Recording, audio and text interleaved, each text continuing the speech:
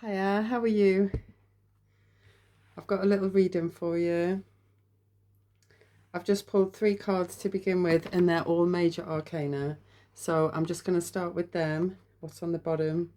Knight of Cups. Time of romance, springtime, love is in the air, all of that. But what I see in front of me here is it's a little bit deeper than that. So, first card out, we've got the Emperor. Got my pussycat cards. It's the Catitude Tarot. I absolutely love these. They are very, very cute. I love his little beard. Isn't it brilliant? But also extremely severe. They've all got quite stern looks on their faces. So the gravity of the meaning of the cards is not lost in the cuteness whatsoever. So the card of the Emperor is all about understanding the masculine principle of your soul. So who you are on a masculine level, okay? It's the fathering principle. It comes after the card of the Empress, which is the experience of mothering, nurture, sensuality, taking care of ourselves on this material realm. The card of the Emperor is more about, well, it's typically the lessons that you learn from your father, which is what's your standpoint in life? What are your ethics? What are your views? What is your position in the world? What is your standing?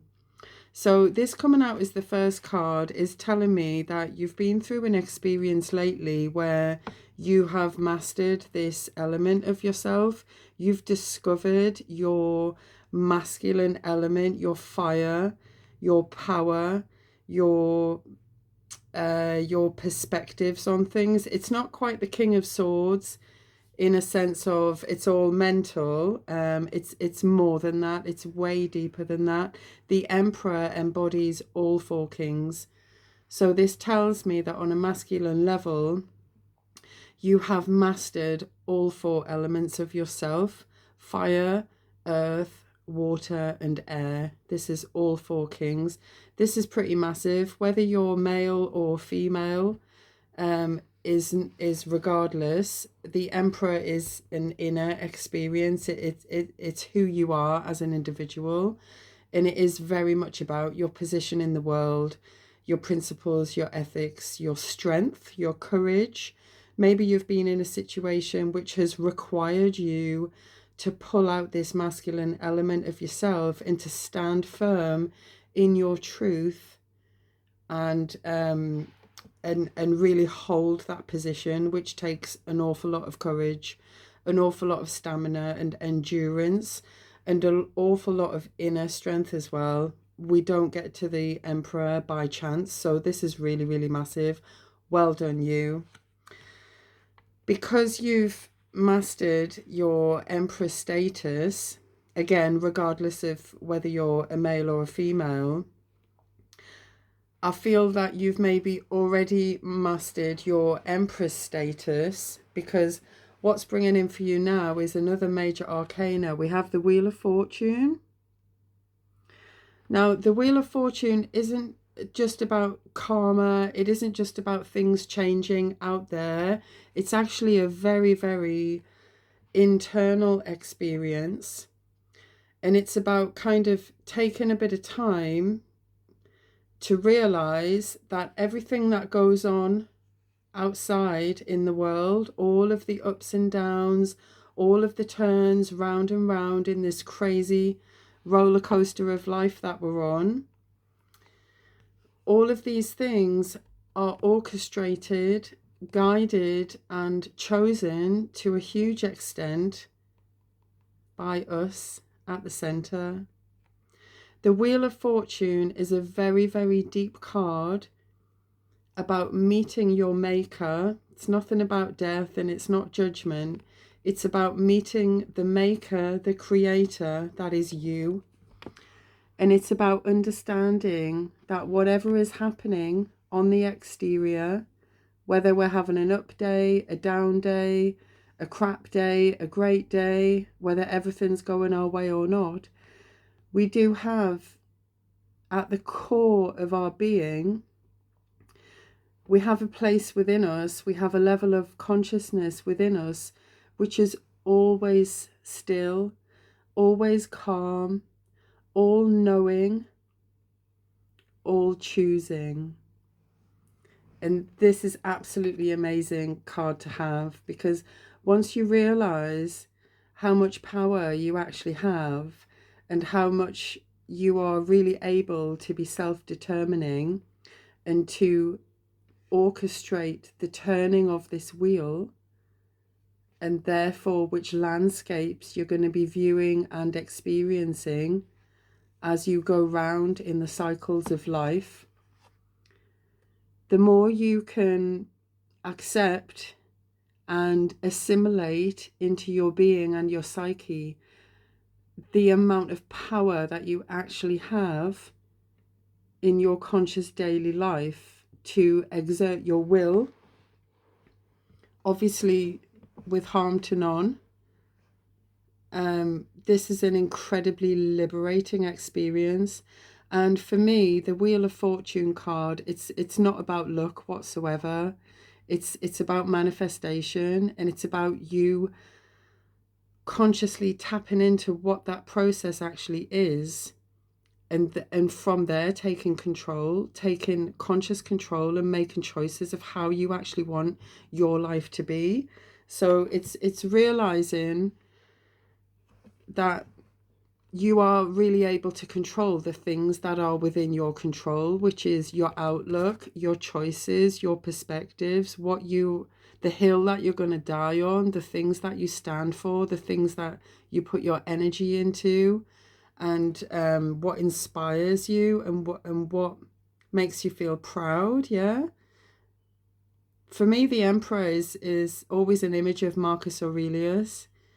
He was a good emperor, and he wanted to be the best emperor that he could be, and he challenged and assessed his own integrity and behavior every single day. And he knew that a positive and flourishing empire is good for everybody. You know, he wasn't a tyrant. That would be the Emperor reverse, is a tyrant, some sort of control focused person. The Emperor himself, he's not a tyrant in any way. There's no ego attached to the Emperor. This is maturity, wisdom, balance. This is a perfect blend of all four elements, all four kings blended into one magnificent person that you are, all right? And that magnificent person is fully at the wheel at all times, okay? No matter what might be going on around you that you might feel is out of your control.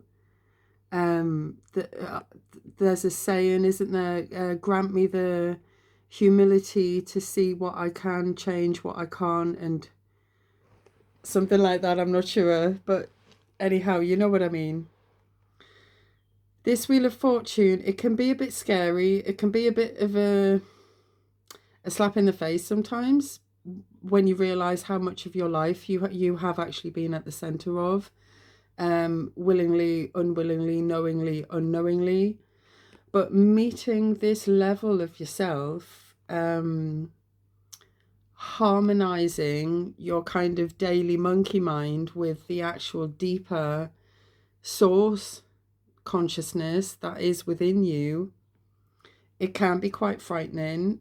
You may want to make amends for absolutely anything. I firmly believe that hope is never lost. If you ever want to make amends for anything, go and do it. The peace that you will experience afterwards is incredible, and it could work wonders for whoever you're making amends with as well. But the Wheel of Fortune card isn't about that. It's really about going within and understanding that there's so much more to life than all of these ups and downs, the rounds and rounds, the daily sagas, the daily soap operas, blah, blah, blah. At the center of it all is you. There's a little meditating Buddha Buddha inside of you at all times, knowing, all seeing, all wise, all calm. You have the ability to meet that side of yourself every single day. You have the capacity to connect with that part of yourself for any decision making that's coming up.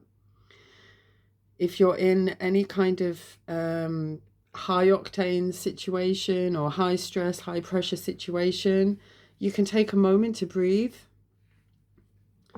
The moments where we hold our breath in are the moments where we can connect with this. So the more you can tap into your breathing,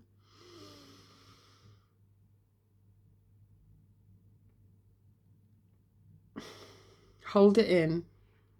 Every time you do that, you're connecting with this more and more. You are fully in control. You are fully powerful. There's nothing more important than this center of you.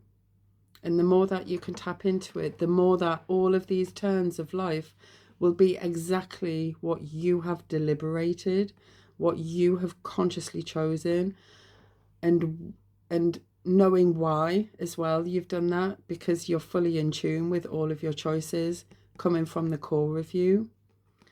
So personally, I think that's a bloody amazing card to have after the Emperor. This tells me that you're harmonizing so many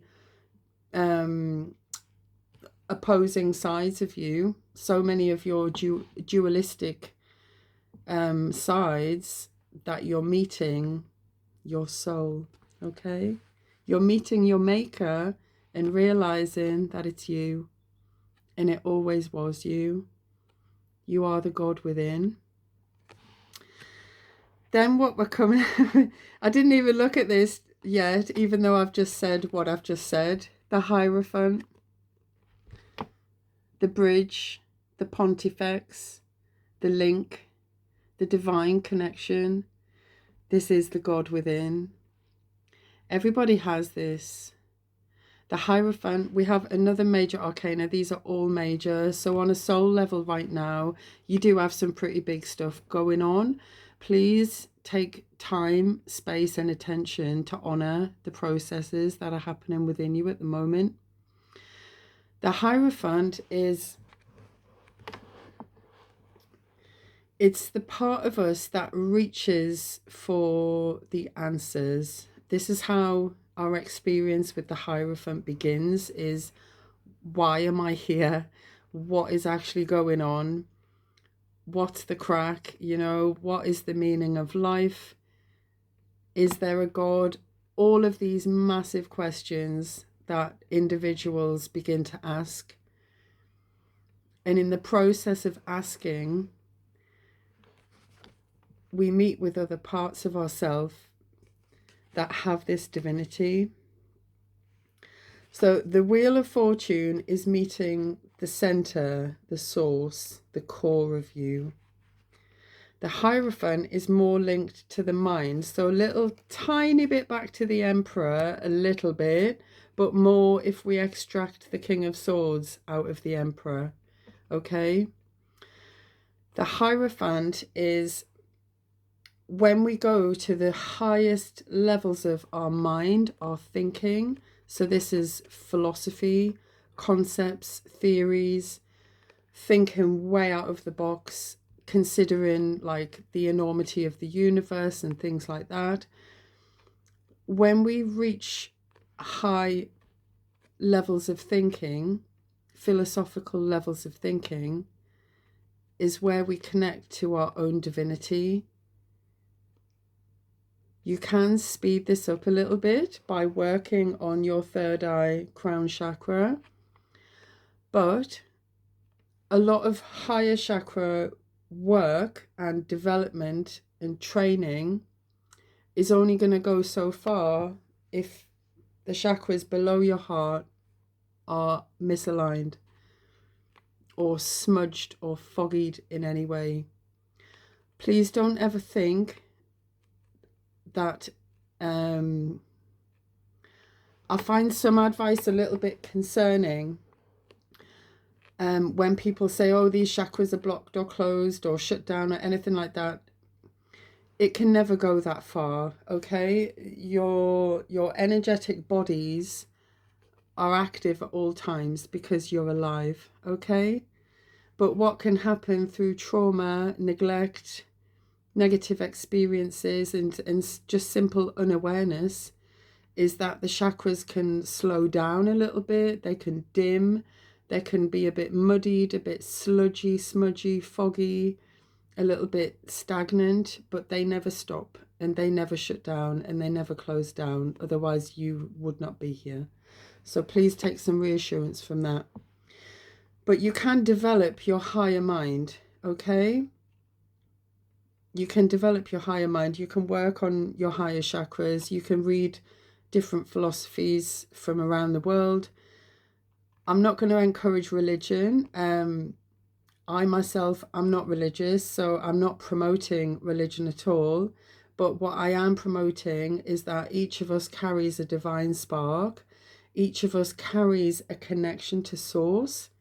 And that's another thing that you can tap into every day, is that your crown chakra and your soul star chakra around here are constantly in alignment with our sun.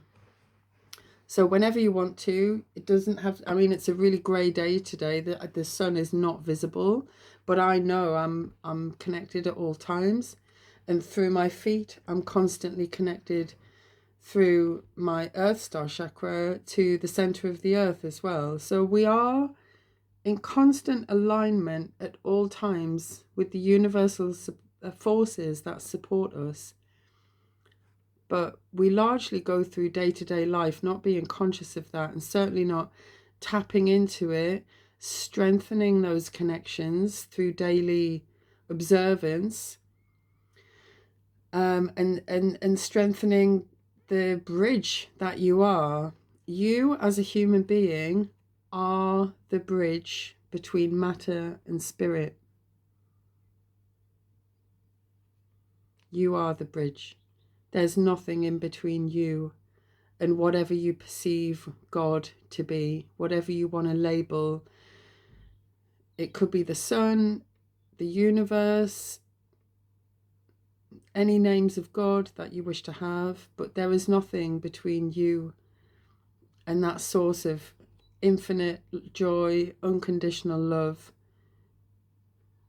The only thing standing between you and the infinite potential is anything that you believe to stand there.